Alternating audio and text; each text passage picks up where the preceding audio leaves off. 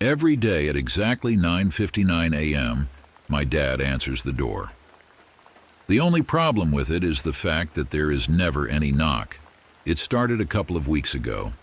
None of us, myself, mom, or younger brother, ever thought much of it.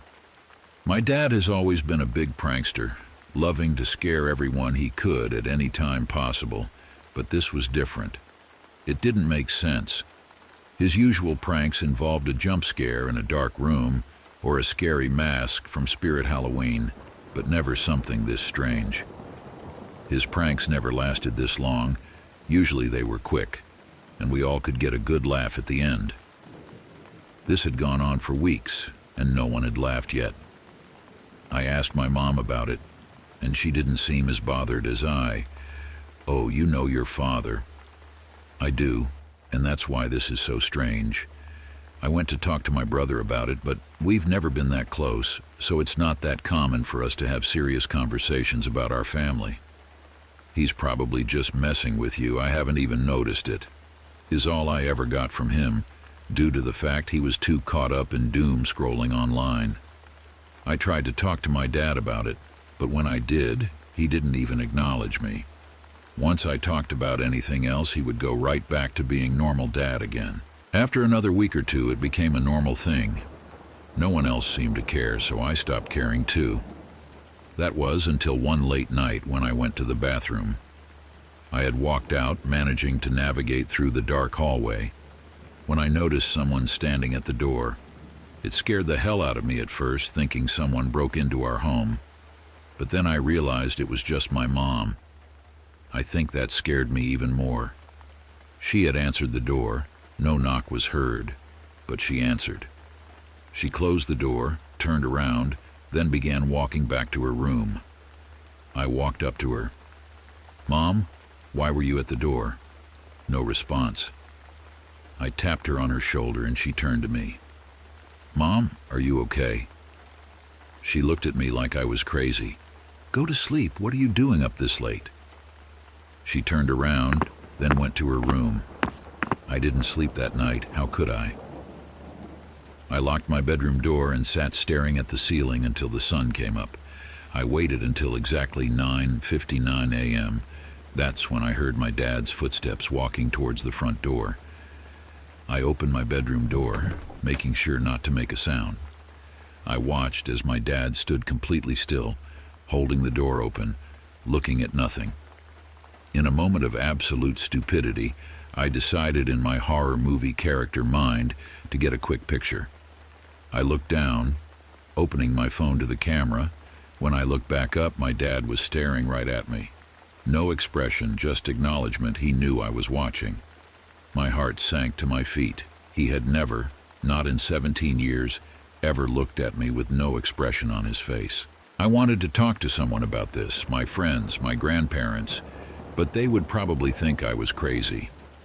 It sounds crazy, and it is crazy, and my family made me feel crazy because none of them would talk about it. It would be one thing if they denied it, tried to make me think I was crazy for talking about it, but no. That was the worst part. If I said anything about it, they wouldn't bat an eye. It was like I didn't exist any time I tried to ask about it. What really confused me was that my brother seemed to be in on it, but I hadn't seen him answer the door. How did he know not to answer when I asked him about it? I kept asking myself that until one day I was walking to the kitchen, when I looked off to my left to see my brother standing at his bedroom door. He was holding open the door, looking at nothing. Getting pissed off from this stupid joke, I walked up to the door. Standing right in front of my brother, I loudly asked, "What is wrong with you?" He didn't say anything at first. After a moment, he looked me dead in the eyes. With almost a worried tone, he said, "Move." I'd never seen my brother so deathly serious. There was no way this could be a prank. The look in his eyes when he said it, the tone of his voice, the chill I got on the back of my neck. I walked back to where I was originally standing and watched as my brother slowly closed his door. At this point, I had lost all comfort, warmth, or trust from my family. It had been a month, and they all kept up answering their doors. My dad at 9:59 a.m., my mom at 2:59 a.m., and my brother at 5:59 p.m. Every day, every single day. I had accepted it, I couldn't stop them, so I tried to explain it to myself. I ended up with this. It was an enclosed hysteria. If you've ever heard of the meowing nuns, it's something like that. My dad started it. Maybe it was a prank at first, then it became a small quirk.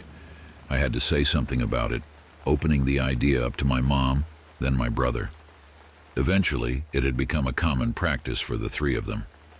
The problem with that explanation would mean, even though I was only worried for my dad, I had accidentally grouped the rest of my family into hysteria.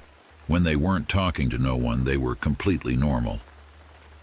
I thought maybe I could again stupidly ignore their quirk.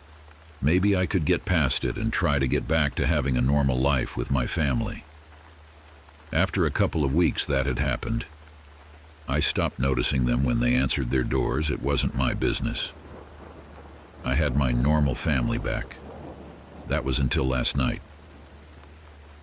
We were sitting at the dinner table, having a nice evening, eating fast food and talking about a show my dad liked when he was a kid. I was planning on hanging out with friends after dinner, so I checked the time to make sure I wouldn't be late. 7:58 p.m. I wouldn't be late, and I had plenty of time to hang out with my family. Being my paranoid self, I took another look at the time to make sure I hadn't read it wrong. Just then I saw it change to 7:59 p.m. As soon as the clock changed, I heard two stern knocks coming from my bedroom door. The room fell silent as if time had stopped while the knocks waited for my reply. I wanted to ask them if they heard the knocks, but I knew where that road would lead. I heard the knocks again, louder this time. I knew there was only one option for me. I looked at my dad one last time. His eyes were pleading with me. He didn't need to speak to let me know he was begging me to answer. I nervously got out of my chair and took the slow trek to my bedroom door. I was ready to grab then handle when I heard the knocks again. They were violent this time, impatient and angry.